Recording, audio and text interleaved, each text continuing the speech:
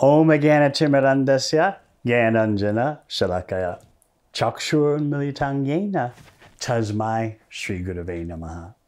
Jai Sri Krishna Chaitanya Prabhu Nityananda Sri Advaita Gadadhar Sri Vasadi Gaur Bhakta Vrinda. Hare Krishna, Krishna Krishna, Hare Hare, Hare Rama, Rama Rama, Hare Hare.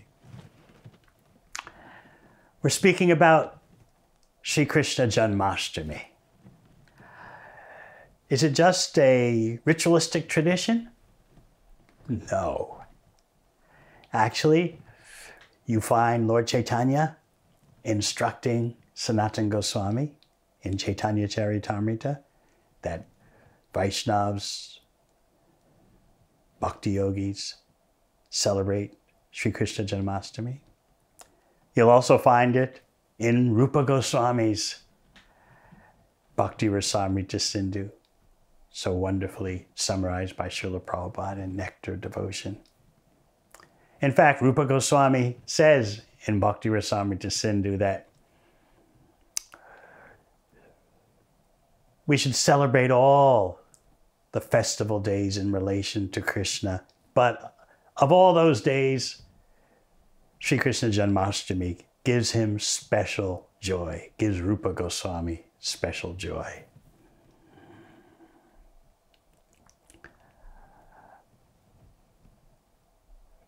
Let's talk about stimulants for ecstatic love. That's actually what a festival day of the stature of Sri Krishna Janmashtami is. There are various items that impel our love for Krishna, and Rupa Goswami lists Sri Krishna Janmashtami as one of them. So let's try to go deeper and use Sri Krishna Janmashtami to impel us as we march forward toward the ultimate goal of pure love of Krishna. There is the appearance day of Krishna, and then the day after is known as Nandotsava or Nanda Mahotsav. I like the way Srila Prabhupada describes Nanda Maharaj on Nandotsava. It's a festival time. Krishna has already appeared in the middle of the night before. Now it's morning, daytime, and that's the celebration by Nanda Maharaj. So his friends, as Srila Prabhupada describes it, his friends, elders of Braj, they come to him and say, how is it? You must be so happy. You're an old man and you have a son. What was Nanda Maharaj's reply? I'm no old man. An old man can't have a son.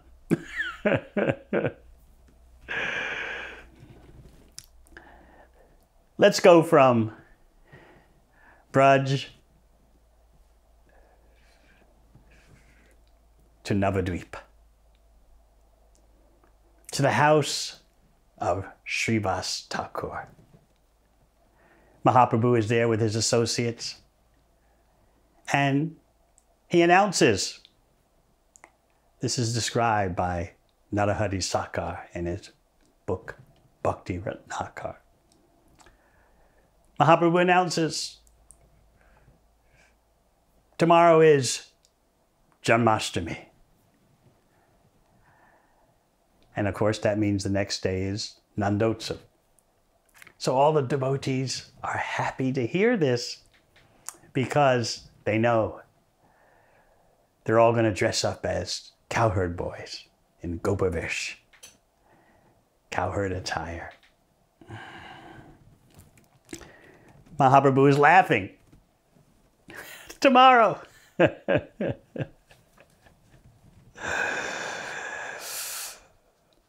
So the devotees gather items and prepare for Sri Krishna Janmashtami, which means they do an abhishek, and also there's congregational chanting deep into the night because Krishna appears in the middle of the night.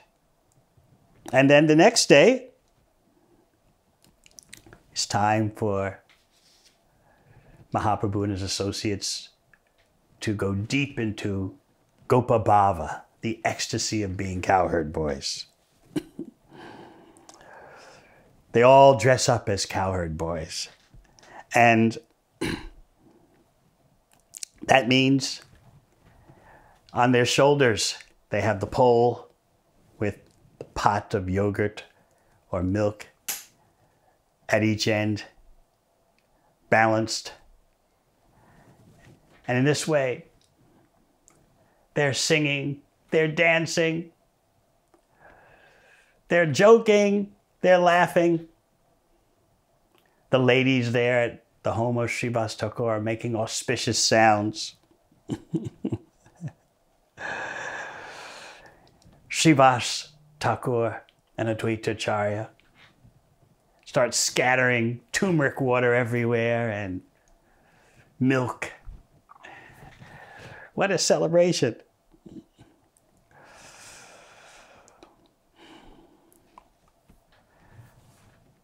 Now we can go to Jagannath Puri during the time Sri Chaitanya Mahaprabhu is present there. They want to celebrate Janmashtami. So they march to the festival grounds in Puri. And they're dressed as cowherd boys. And they have the rod on their shoulders with the pot of milk and yogurt at each end. And they're chanting as they march into the festival grounds. Hari! Hari!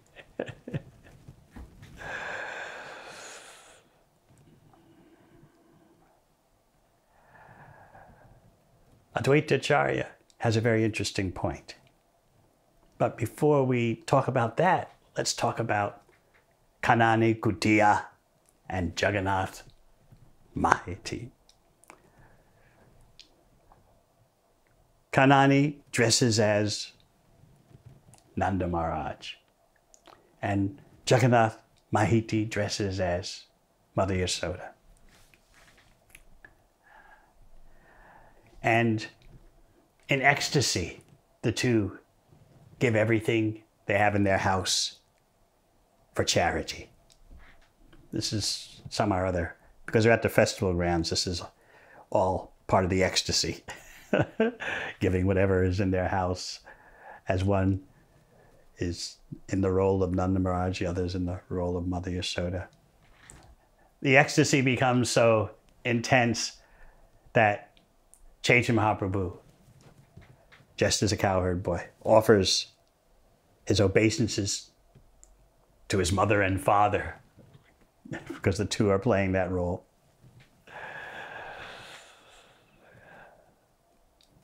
Advaita Acharya interjects, "Don't be angry. I must speak the truth.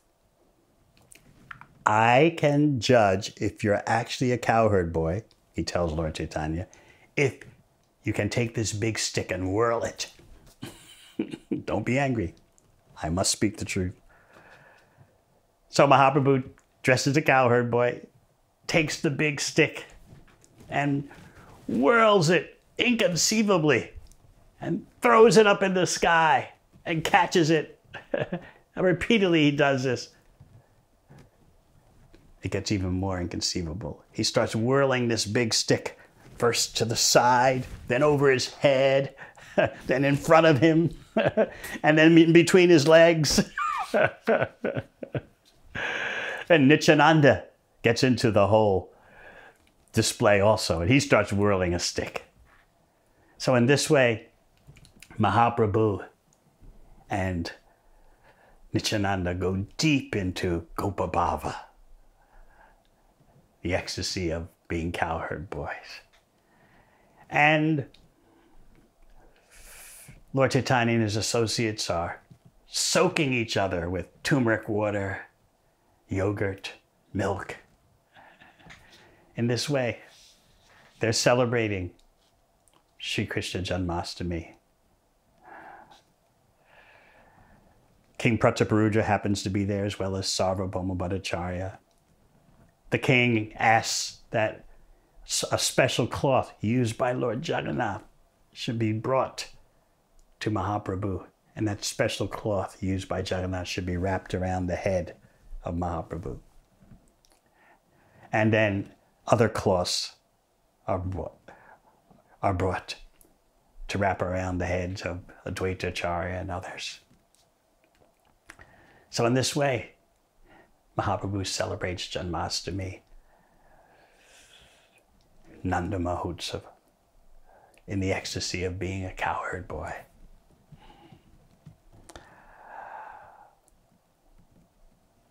Let's talk about bewilderment. I've been meditating on the Krishna Leela, about how both Mother Yashoda and Balaram became bewildered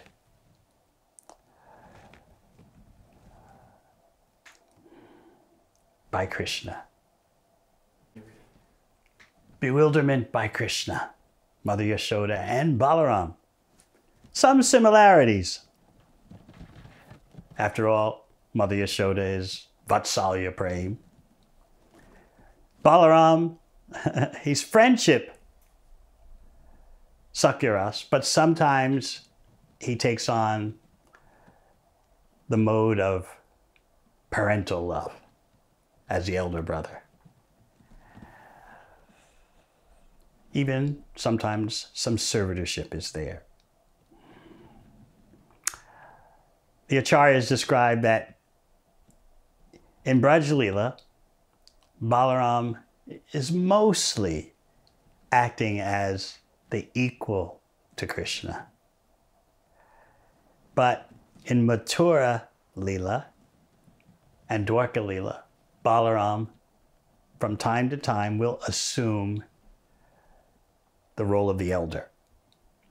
He's just 15 days older than Krishna. So let's begin with Mother Yashoda having to cope with Krishna's eating dirt. This is a great mystery because we don't know if he did it for sure. The Acharyas, including Srila Prabhupada, point out that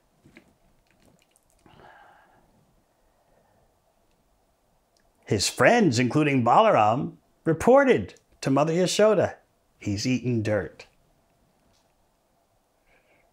Evidently, they had seen him pick up some soft dirt and eat it. Now, it's also said that he was just pretending to eat dirt. So, it's really not sure, but that's not the point.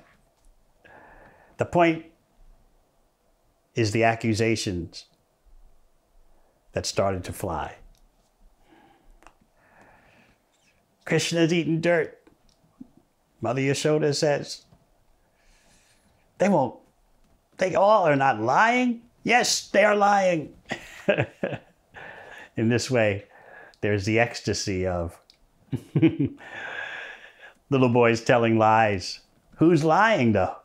Is Krishna lying? Is Balaram and the cowherd boys, are they lying?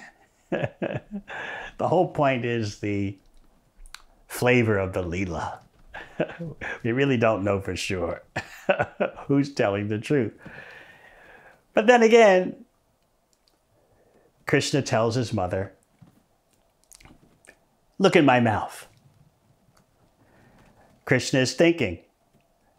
If you want to pursue the angle that Krishna is actually eating the dirt, he's thinking, there won't be any trace of the dirt in my mouth left. Now, of course, Krishna is within and without everything. So in that sense, you'll find everything within him. Why just dirt?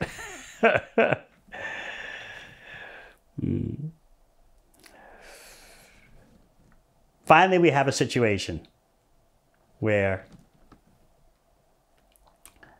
Mother Yashoda wants to chastise Krishna. The elder gopis couldn't get her to do that when they made reports about Krishna pinching their babies and stealing butter and causing all kinds of mischief. They couldn't inspire Mother Yashoda to chastise him because the complainers, as well as Mother Yashoda, would just look at Krishna's face and become pacified. But whether she chastises Krishna or not, it's all prema. So you know what happens when Krishna opens his mouth and Mother Yashoda looks inside. She sees the whole universe. Not exactly in his mouth, she sees down in his belly. Lord Brahma points that out in the 14th chapter, the 10th canto. In his belly, looking down through his mouth, she sees the whole cosmic manifestation. And she's stunned.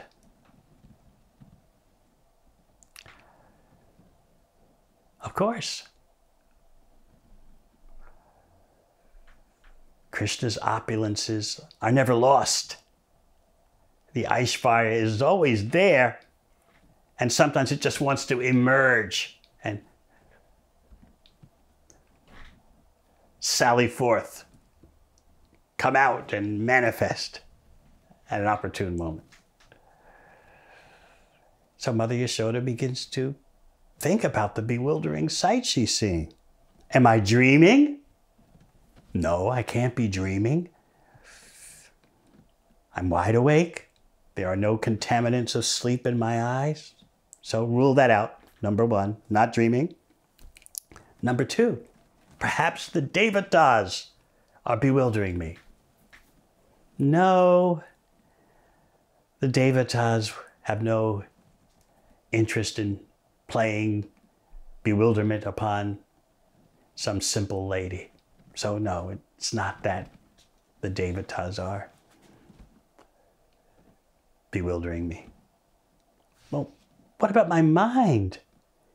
Maybe what I'm seeing is the result of mental derangement. No, that can't be the case because I'm in perfect health. That seems to leave only one option. This must be the work, the doing of my son. After all, Gargarishi said he's going to be equal to Narayan or share the qualities of Narayan. I can't think of any other explanation except that this is coming from my son. My son is doing this. But wait a minute. He's so tender, such a tender little child who gets hungry and thirsty.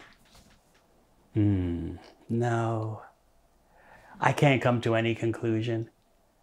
Let me pray to Lord Narayan. I offer my respects to Lord Narayan. I have no idea what else to do. So little Krishna's observing his mother, going back and forth with all these deductions, and finally just, it can't be my son. It must be Lord Narayan. So Krishna is thinking, all right, enough of all this philosophical speculation. Who's going to cuddle me? Who's going to feed me? So Krishna intensifies his Yogamaya potency. which brings out even more affection in Mother Yashoda. And she just forgets about everything she's seen by looking in Krishna's mouth. Just like you forget about a dream when you wake up. Now, Balaram, this is the Brahma Vimohana Leela, the bewilderment of Lord Brahma. Balaram is the first one in Braj Leela to catch on that something is up. Yogamaya has, under the direction of Krishna, has prevented Balaram, even Balaram, from understanding that Krishna has replaced all the calves and cowherd boys with expansions of himself. There are 4 stages to Balaram's catching on to what's going on. Yogamaya gradually recedes in stages. So at first, Balaram, after 1 year, notices, why are the cows giving so much attention to older calves when they have brand new calves? They're giving so much milk and attention to the older calves. This is highly unusual.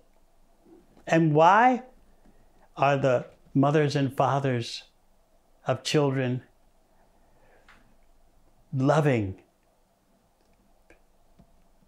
a particular son they have just like they love Krishna?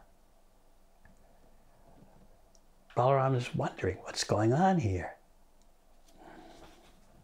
So then he begins to consider stage number 2. There must be some kind of maya, some kind of energy operating. So the question is, whose energy? Could it be the Devatas? Maybe the Devatas are testing their knowledge power. Or maybe it's the Rishis testing their potencies, testing their knowledge. Or maybe it's Kamsa's people. They're trying to destroy Vrindavan by posing as cowherd boys and calves in such an attractive way that the Brijvasis will reduce their attachment for Krishna and be caught up with these demoniac imitators. Or maybe it's some kind of Rakshashi Maya, some kind of Maya from a witch. After all, remember Putana, how she infiltrated Vrindavan. So Balaram had reason to suspect that, but then he thought, can't be Rakshashi Maya. That cannot bewilder Balaram. And these calves and cowherd boys can't be creations of or infiltrators from Kamsa, demoniac infiltrators, because my prema is increasing just by looking at these calves and cowherd boys. So now the question about whose Maya is it becomes resolved. That's the 3rd stage of Yoga Maya gradually receding. This is all done by my brother Krishna. It's his Maya. And even I could not catch it. Why couldn't Balaram catch it? Because Krishna didn't want him to. Krishna was thinking, Balaram will not be able to bear separation from his cowherd friends like Sridama. Therefore, even Balaram didn't know about the missing cows and cowherd boys. Krishna's thinking, Balaram is so soft-hearted and merciful. I don't want him to go through any ordeal. Meanwhile, Krishna, in an expansionary form, was with the cowherd boys and calves that Brahma had confiscated. But Balaram, the acharyas point out, he wasn't there in any kind of expansion form. So Krishna's protecting Balaram for 1 year. But now, as you see, in successive stages, the Yoga Maya is receding. So there's step 1, step 2, step 3, which is Balaram realizing it's Krishna's Maya. And even I could not avoid it. And now step 4, Balaram sees all the cows and cowherd boys that Krishna replaced. He sees them all as expansions of Krishna.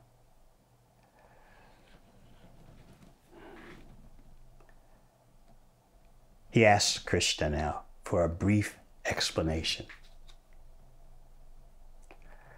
He doesn't want to tire Krishna. Of course, how can Krishna have material fatigue? Impossible, but this is Leela. So Balaram asks for a brief explanation, the acharyas point out. And Krishna clues him in. So here you see how Krishna's potencies cause an ever-increasing flood of Krishna praying. Mother Yashoda's affection surged, even though she had just seen the most astounding sight. For a while, her Vatsalya Prem, her parental love, was mixed with Vismaya Rasa, secondary rasa of astonishment. For a while. And then she forgot all about it and just cuddled her little son. And Balaram went through those successive stages of Yogamaya, withdrawing her curtain. And then he just asked Krishna, what's happening here? Can you explain? So these are some Chaitanya Leelas and Krishna Leelas, all in relation to Sri Krishna Janmashtami. Thank you very much. Hare Krishna.